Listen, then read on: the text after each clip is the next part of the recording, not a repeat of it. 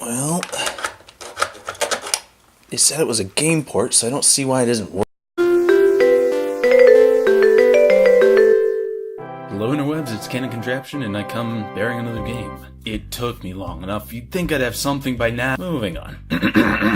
Today I have SuperTux to show. Specifically, the December 2017 Milestone 2 SuperTux. The only reason I say December 2017 is because they update it every once in a while to add seasonal elements, and this time it's a Christmas theme. Or holiday theme, or whatever you call that. SuperTux is a 2D platforming game created again by members of the community, which features Mario-style platforming.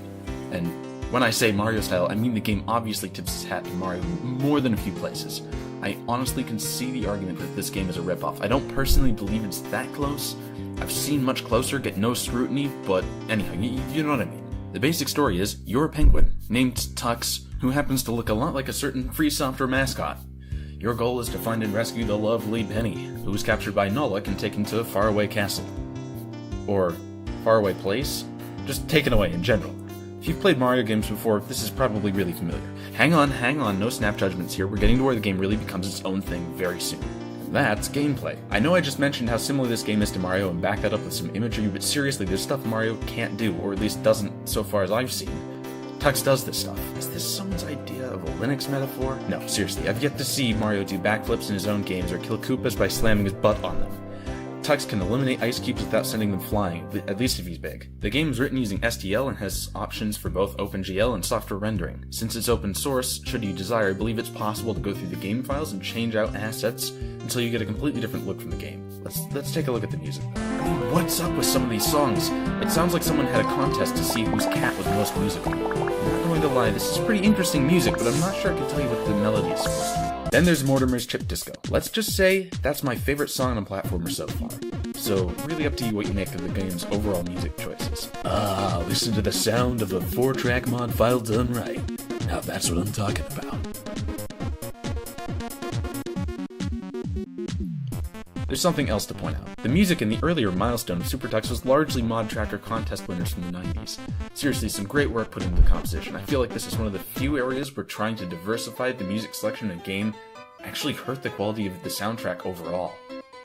Now, I'm pulling these mod files straight out of the SuperTux Milestone 1 assets folder. This stuff is legit. They're using these exact files in-game.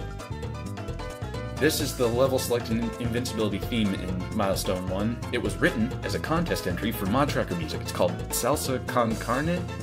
I hope I'm pronouncing that right.